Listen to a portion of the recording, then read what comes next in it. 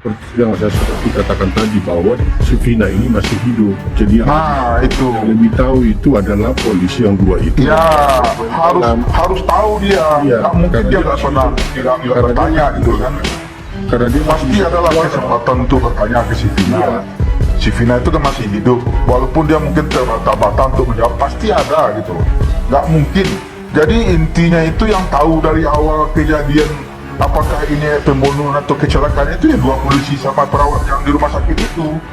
Itu kuncinya.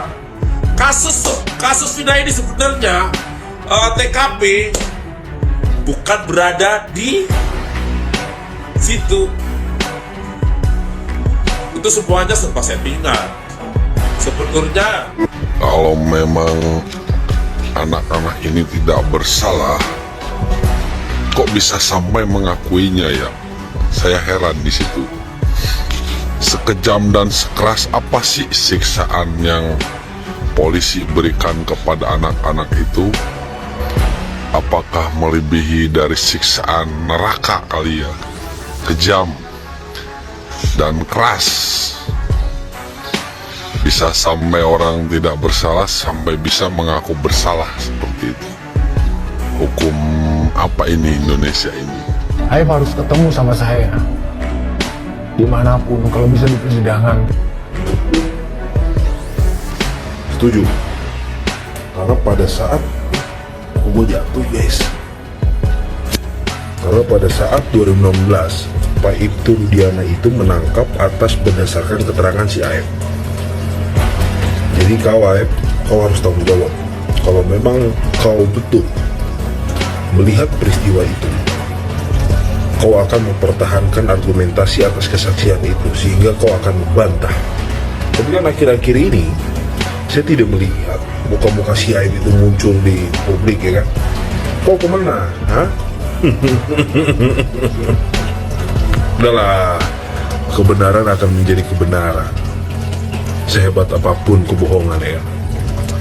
Ini waktunya untuk tahu bagaimana peristiwa itu terjadi. Mau nyampaikan yang saya lihat kalau ada yang tanya apa benar Pak Cecep itu supirnya Pak Sunjaya, saya jawab iya, karena waktu itu saya sebagai tim sukses Pak Sunjaya di tahun 2014 ya. Lagi Pak Lurah untuk klarifikasi semua ini, camat klarifikasi dulu, capil pun juga mungkin akan klarifikasi permasalahan. Peggy Setiawan ini adalah bukan warga asli Cianjur dan bukan anak daripada Pak Cecep, bukan warga asli Cianjur dan bukan anak daripada Pak Cecep. Ini yang dari luar kaca. RT terlibat, kepala sekolahnya terlibat.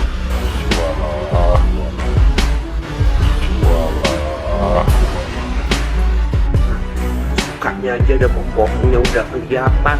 Nah, bilanglah si Cecep bapaknya nggak ada mirip-miripnya Pak, nggak ada mirip-miripnya. Nah, coba Pak Cecep kelahiran tahun berapa, si Egy tahun berapa, berarti Pak Cecep umur 12 tahun dong dia menikah, kan nggak logika, ya kan? Optimis kalau hakimnya nggak masuk angin, udah jelas kok. Betul itu kata Pak Tony, itu betul. Penting hakimnya nggak masuk angin, jujur, transparan, nggak memihak, nggak kena intimidasi dari pihak lain. Terus yang kedua, sidangnya juga harus terbuka. Kalau bisa ya dibuka buat umum, bisa disiarin langsung lewat media atau TV nasional, itu lebih bagus gitu. Gue yakin Peggy bisa bebas kalau dengan cara sidang seperti itu gitu. Bagian juga nggak cukup bukti buat menjarain Peggy sebetulnya.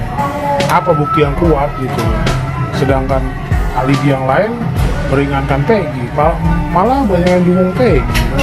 Peggy itu kan kerja gitu loh. Jadi kayak, aduh kasihan deh buat Kang Deddy Mulyadi, pengacara Tony, ya salut, respect gua.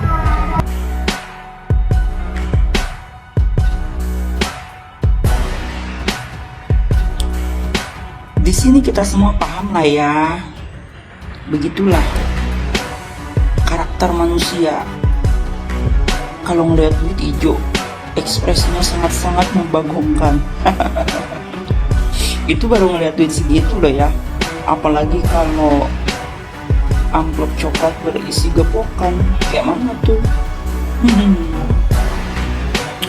Ya, begitulah manusia. Jadi, yang dapat membutakan, menggelapkan mata manusia itu bukan cuma cinta ya guys. Uang juga bisa jadi.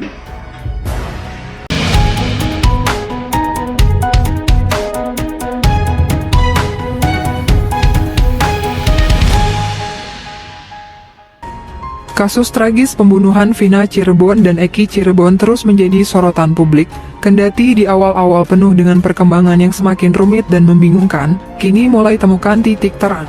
Fakta-fakta baru yang terungkap di belakangan ini seringkali bertentangan dengan hasil penyelidikan yang dilakukan pada tahun 2016.